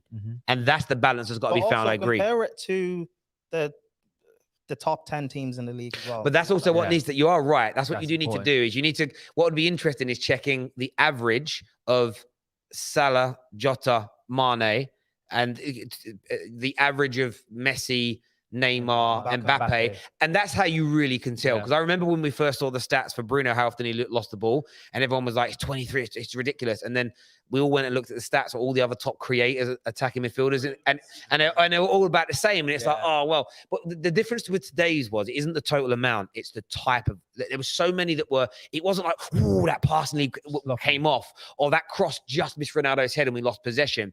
It was sloppy passing. So the stats high, but when you watch it, the eye test today, all three in terms of ball retention, in fact, all three of their performances today, shocking.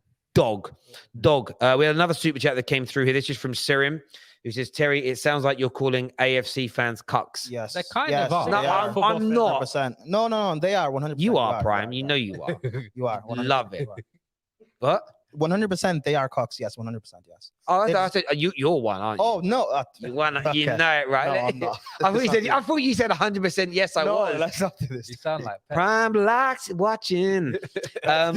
This super chat here says City and Liverpool actually deserved the win, dominated the game, and had created chances. Saying all big clubs were assisted by a penalty is a crime. You can be assisted. You deserved it, but you can also get some help on the way. No, I said that all the big clubs today won by a penalty. Like it was a penalty that decided the result, not the performance, but decided the result. It was just one of those narrow games where even though we did dominate, I think I know for a fact in the Liverpool game, it's just that those moments where if they take it, instead of taking a touch, they take it first time. If they or taking it first time, they take a touch, or just a better touch, or a better ball into the box. It would have been a different game.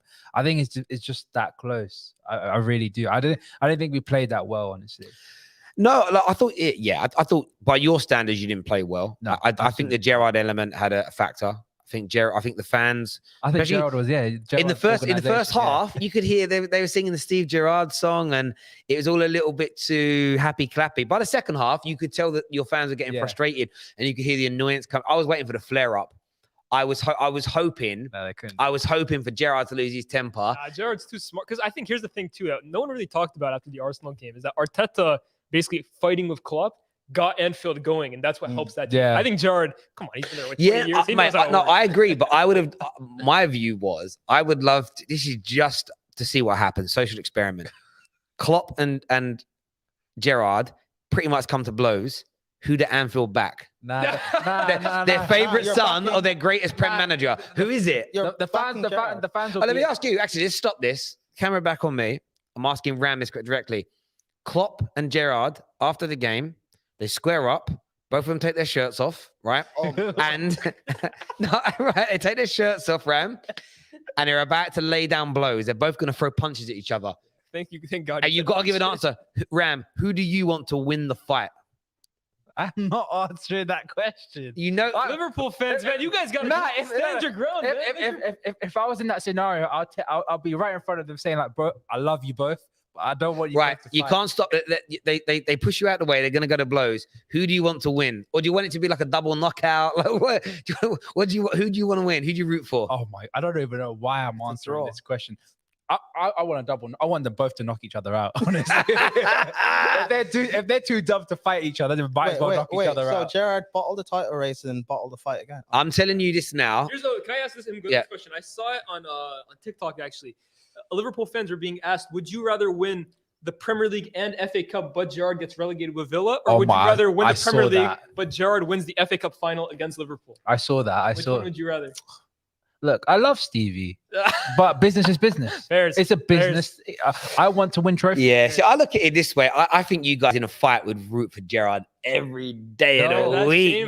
It'd be one of them ones there. But like, oh no, Klopp lost. That's terrible. Yeah. My midfielder.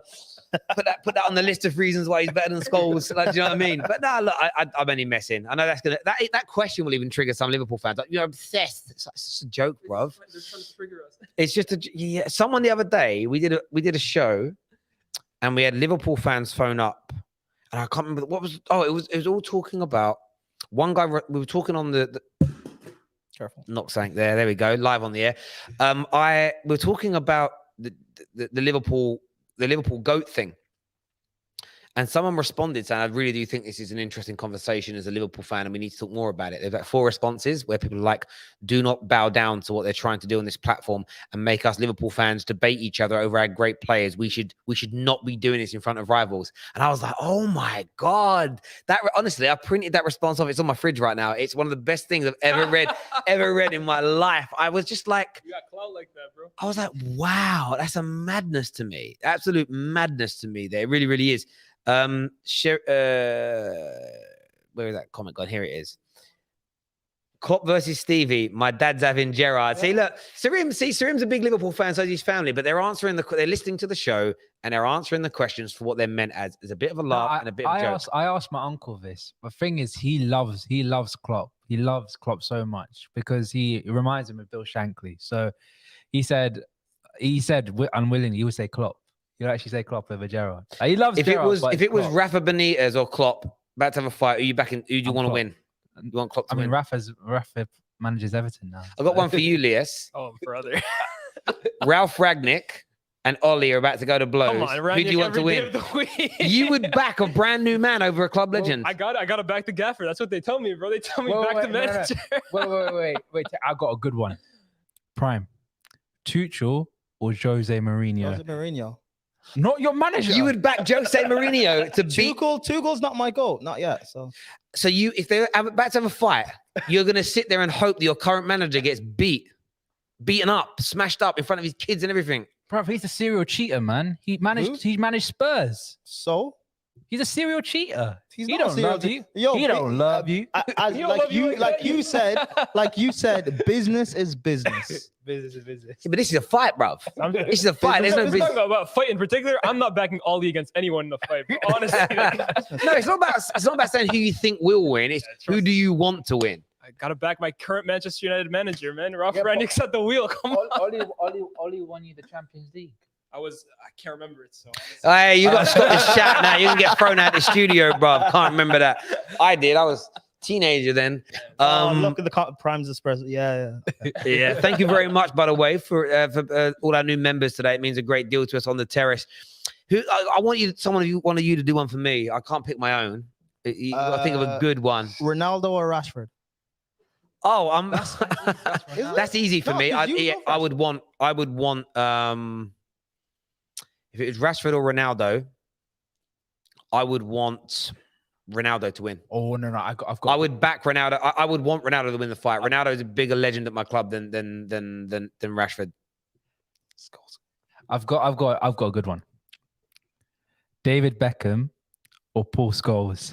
Oh, I'd want David Beckham to win because can you imagine if he'd lost and that beautiful face got smashed up? Can you imagine if we imagine what that would people just want to watch the world burn. Imagine what would happen to the world if David Beckham lost his looks. How many? Mention his businesses. Oh, it'd be terrible. I'd want David Beckham to win. Just for his own sake. There's one of the comments. Beckham or Wayne Rooney? Beckham. If it's Beckham versus, I'm picking Beckham because as a kid, he was my favorite. Fergie or David Gill? Of course, Ty. I'm picking Fergie to win that. Gerrard or Maldini? Are you like Maldini? Oh yeah, Gerrard or Maldini? Oh, I don't know. I think he's got a poster on his wall still. Maldini's apparently the greatest player of all time. He's good. So nah, he is great. Yeah, Gerrard squares up to Maldini. You've got to root for one of them to win. Who you picking? I have to pick Stevie. Over the GOAT. Over the GOAT. Wow. You really think Maldini's the greatest player of all time? Yes, I do. Christ. Oh, someone's actually put somebody's put the hardest one in here actually. Someone has said what one? I think it was Ty versus Igal. Honestly, like I love Ty, but I'd always back my guy Igal. I'd want Igal to win the fight. I'd want him to win the fight. Someone put Fergie or Sir Bobby Charlton. Are you? Oh, that's hard. Can't put a guy with. Okay, but we're gonna make pretend that they're both like younger and slightly healthy. Like in Sir Bobby's current in both their states, I wouldn't want either fight in. But I'd back Fergie. I'd want Fergie to beat him up. I'd want Fergie to beat up Sir Bobby. If someone clicks in at the wrong point in this, yeah, crazy. There's a good one here. Look, Sonny or Igal. Sonny or Igal. Let's ask all of you that. Like, if it was Sonny versus Igal in a fight, Prime, who would you want to win? LFC Sonny. Not Egal. No. That was me asking. Do you mean LFC Sonny? Yeah, what other Sonny? Sonny. Oh, this guy might mean AFC. I mean, if it was the AFTV Sonny, I wouldn't want to wish against him because that guy's a beast, man. He's a big man. Yeah. Remember the first time I met him, right? So I'd done a video about a week earlier because I used to do the fan channel review videos where I'd laugh at everybody's videos. Yeah. And I did one where I rinsed him because he really made me laugh because in his video he was screaming about the manager and about the players, and then he said, and the Emirates Stadium as well, that can fuck off as well. And I found it hilarious that he was shouting at bricks basically, like was the building done right? Fuck off. And anyway, it was DT's son Kieran versus Rance, the boxing event. And me and my mate and I think it was with Aaron and who else was there? Lee Gunner was there. We were all in a bar having a drink. First time I met anybody outside of UFF really. And I see Sonny walking in. Sonny walked in with Lee Gunner. I wasn't already with Lee Gunner. He walked in with him. And he's fucking huge. And he's getting closer and closer. He's not tall, but he's huge. Big guy. And I'm thinking, I said to a couple of my boys, like, boys, this geezer might hurt me, right? He might smash me up. And he got closer and closer. And then went, oh, Terry. And I looked and I thought, oh my God, he's going to smash me. He's going to smash me. And he went, I watched your video last week. And I was like, oh no. And he just cuddled me, goes, it's the best thing I've ever seen. Loved it, mate. He goes, do it more, rip into me more. It was hilarious. And I was like, oh, like you'd be like, oh yeah, cool. I weren't scared. I had to go to the bathroom and dry myself a little bit because I was legit wetting myself. I was so scared. But yeah, if he was against the Gal, I'd have to back him because you wouldn't want him to like, why are you backing me? Because he's a scary geezer. But LFC Sonny versus the Gal, Ram, who are you picking? I know Egal personally, so I have to pick Egal. I don't know Sonny that well. I gotta back my Canadian brother right here, bro. This is deeper than that's his blood and family right here. Someone said Lampard or Terry. Who am I picking? Well, Gotta be Lampard, innit? I'd John hope Terry. it's not the adultist. then. John Terry. No, gotta be what? Terry? Yeah. Because Terry would actually knock out Lampard in the fight. I don't know. Lampard. I don't know, Lampard, I get it. You know, some players that are like seen as like well hard. I think some of them it's all mouth and no action. I think some of the harder players. So you mentioned Ollie earlier. If you actually listen to some of the stories that come out of like Man United, he could be one of the nastier ones. But you would no. It's just I didn't make the stories up. The players, and these are stories that came out before he was the manager. So when he joined Man United, Gary Neville laughed, and I think he said something like he looks like a librarian, not a footballer, right? And Ollie heard it. First training session, Ollie sent him 6 foot in the air.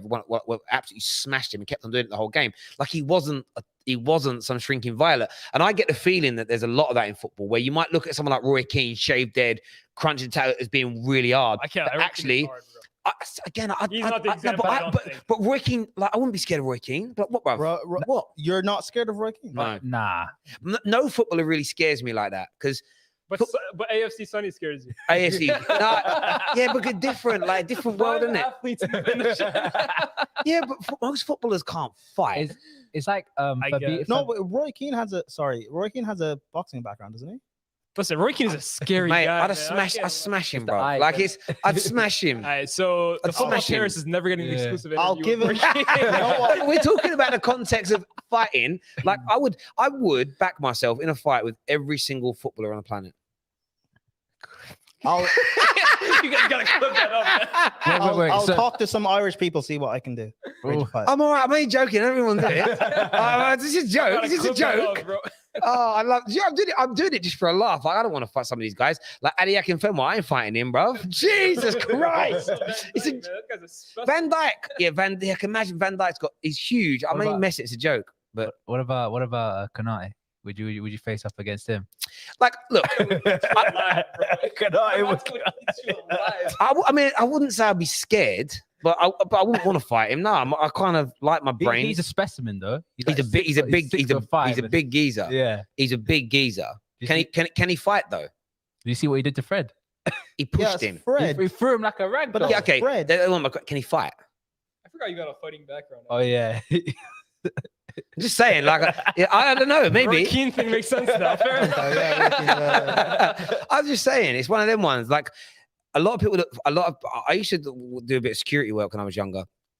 And one of the guys that worked there was one of the biggest dudes you ever meet in life. He's about 6'5", huge. And when you were with him, you just felt secure. And it went off one night in this club. I've never seen a nightclub go off like this, where there weren't enough security staff. And my job as security wasn't like a doorman. I'm not really built like a doorman.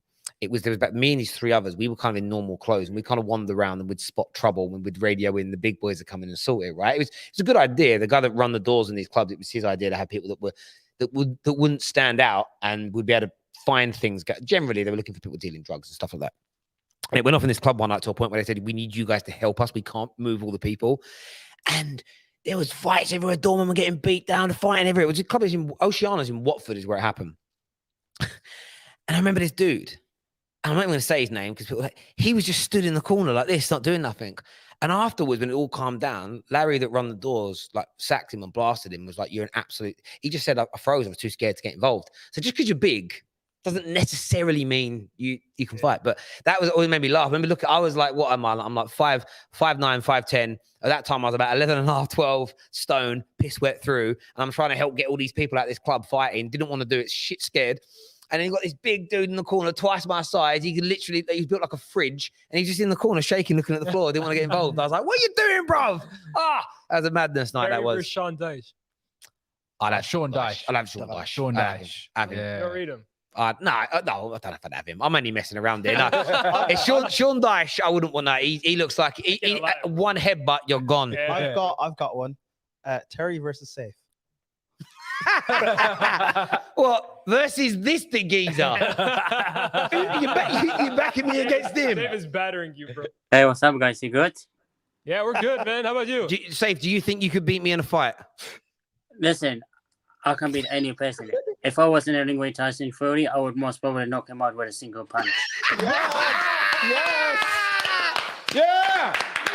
That's how I am, man. I'm a bad man. Legend. Anyway, I just want to talk about the game. I mean, we were so shit today. This is a football show. We were so shit. I mean, I couldn't believe Ralf Rodner couldn't even do a proper system. Our passing, it was a disgrace. We couldn't even do 2 or 3 passes. Maguire was shit. He was keep giving the ball away. Ronaldo, on my days, I mean, if you have Queen Elizabeth playing as a number 9, she will play better than him. And just her age is 95. Okay, Rashford has done a good run, but how did Ronaldo miss that chance? The second goal, I mean, okay, the ball was behind him, but at least he could have scored that goal, man. I mean, it's absolutely a disgrace. We don't have a DM play like Declan Rice that can break up the play. I mean, our midfield was symbolic today. Like, I don't know what that. I mean, this Colombian I need to ask you a question, Safe. Sorry, yes. Are you Ralph in or Ralph out? Me. My question is, let's see how close will he get us to the top of the Premier League. How many points are we behind Chelsea? So if you are around 9 points, 8 points behind Chelsea, I'll give him a season. If we win the Champions League and FA Cup, I'll give him a season too. Because You're a tough business, people man. said that he's good in tactics. You're great, and if he's good in tactics, he should be able to make us win a trophy and get us closer to Chelsea, whoever wins the Premier League. I hear you there. Yeah. Safe, great call, man. Legend, absolute legend. What's your opinion, Terry? Tell me, what's your opinion? Yeah, what's your on what? On Ralf. Do you agree with me? My opinion is, I'll never be in or out. He's going. I want him up. I'm Ralph upstairs, is what I want. So I'm not Ralph in or Ralph out. I'm Ralph upstairs. Like, that's where he's going to go. So I'm not getting too deep on what he is and isn't doing on the field of play, because that isn't what he's here to do in the long term. So I don't think we should deep it too much. But my question is that we hired him for 6 months, and if we don't qualify for the Champions League, he should be sacked. Yes, because who told you that he's going to bring a good manager? So he can't be sacked, because at the end of 6 months, his contract as manager ends. So yes. You're right to a degree, and then he goes upstairs, G. Then he goes upstairs and he runs a club. But in terms of making the Champions League, look, in terms of making the Champions League, we're currently on level points with West Ham. Okay, yep. I think we'll get past West Ham. Arsenal, though, the only team we've got to worry about is Tottenham, especially they're building up all these games in hand as well. Yeah. But then that might even play into our hands, because it's going to become congested at some point for them, and it's even harder to do. Safe, top man, Daddy, thank you for coming on, bro. One more question. When can I come to the studio and meet KJ? You want to come to the studio with KJ? Yes. Well, I'll send me your number, and I'll give you KJ's phone number, and then you and then you and KJ can sort it out. Safe versus... Do you want KJ's phone number? Yes, please. Yeah. I'll send you. I'll DM you KJ's number tonight, bro. All right. Okay, bro. Thank you so much. Hey, because KJ, I am a huge fan Where of do you live? KJ, What part? and I'm Whereabouts very you live, bro? disappointed. Where do you live? I live in East in Brent. Oh, okay, cool. All right. I'll get him to come pick you up as well. Come pick you up in his car. No, I drive, man. I can come in and I drive you to your yard. wait, Okay, can you pick up KJ then? I'll pick up KJ and I'll pick Okay. you up and No, I'm cool. we do something. I'm good. What I'll do, I'll give you KJ's number and his address, and then you can go pick him up. But the only problem is I have written Actually, you live near there, isn't it? Yeah. Yeah, he lives in. Yeah, you can pick up Lyes as well. Is Lyes Colombian? Sorry, if you don't mind asking you. What did you say? Sorry. Is he from Colombia? He looks Colombian. Colombia. I mean, senor. Colombia. He's a Canadian. He's an Algerian Canadian American. Is that about he? right? Now he's Colombian. Colombian as There well. we go. No, but he Cheers, looks, safe. he looks Thank a you, bit mate. a Spanish person. Okay, thank you. Cheers, mate. Thank you. Love him. Love him. Love him. Safe versus KJ. I'd back Safe, you know. Safe's wiry. The Safe's like wiry. Like you bet he's got like an absolute pearl of a punch. Nah, I'm only messing. By the way, Mike, talk about footballers earlier. I don't want to fight any. I'm only joking. Don't think I'm hard. Don't think I'm tough. It's a laugh, mate. It's a joke. If you don't find it funny, I don't really know why you're watching. But anyway, everyone who's tuned in, thank you. Oh, there's some super chats I missed. Sorry. Terry, Vinnie Jones would end you. No, I think you take on Vinnie Jones. Now I'd fancy myself against Vinnie Jones. Not Vinnie Jones of 30 years ago. Vinnie Jones 30 years ago, no. To mention, you'll have all these guys under 50. Yeah, everyone I think I can be is basically a pensioner. Not when they're peak athletes. Yeah, now. Yeah, now's when I want to do it. What about peak Team GB Terry Flewis versus Vinnie Jones? Ooh. I'll smash him. I'll smash him, bro. Just roundhouse kick to the head, boom, and then run. Do you know what I mean? Gattuso versus Conte as the main event. I'd back Gattuso. And in fairness, though, Gattuso I thought got done by Joe Jordan. Do you remember when he kicked off with Spurs? Because he nutted him. And Joe Jordan just went, "What's that?" He's like, "What was that meant to be?" Yeah, I'd back him on that. Park Ji-sung versus Keane. I reckon Park Ji-sung's got something for him. I can't lie. Park Ji-sung. He's got that Tang Sudo, that was my style, my original base style. That's just Korean. A lot of people learn it. I don't know how tough he is though. Look, I don't think Roy Keane's that hard. I think people think he's hard. That's not disrespect the Irishman. Like it's nothing to do with his nationality. No, but I'm not disrespecting him. I don't think he's as hard as people think. I think a lot of it is, like Danny Dyer ain't that hard. Yeah. But people think he is because plays yard guy on TV. Yeah. I think Roy Keane plays the yard man more than he is the yard. I'm not talking hard man on the pitch, the way he tackles and orchestrates, squares up. I think if you're on the street and someone sits down to Roy Keane, I think most of the time he'd walk away. I don't think he'd be like wanting to get in fights. I think people look at him like he's some sort of nutcase that likes fighting. I don't think he's like that. Keane or Vieira? Vieira. Oh, in a fight? Vieira. No, Keane. What? What? Keane's good. Vieira shit himself already. This has been decided. Keane offered him out, and Vieira went and sat. Vieira did what my mate in the door did. Went and stood in the corner and shook. Maybe Keane is about that then. Yeah, no, he's harder than Vieira. I don't think he's harder. Do you know what I mean? So it goes Terry, it goes Keane, it goes Vieira. I'd do every single Arsenal player in the history of football. Terry Vieira. Terry, would you let Zidane enter? What the fuck is this? Would you let Zidane enter you if it meant he would join United? Y'all got it. How much do you love Manchester United? Well, hang on. How much of a top red are you? As there's nothing wrong with that type of intercourse between men, why not? If it meant I got that down at Man United, but I'd go on a date with him. But does that guarantee? I'd let him into me. Does that guarantee that you'll be successful, or it'll end up like Ollie and Jose and Van Gaal? He's willing to take the risk. I'm willing to go through that pain. Okay. Yeah, into me. Oh, wow. That's funny. Listen, everyone who's tuned into, they're not going to call us what? Everyone who's tuned into the Football Terrace, a massive thank you to each and every single one of you. Please hit the like button before you leave and subscribe.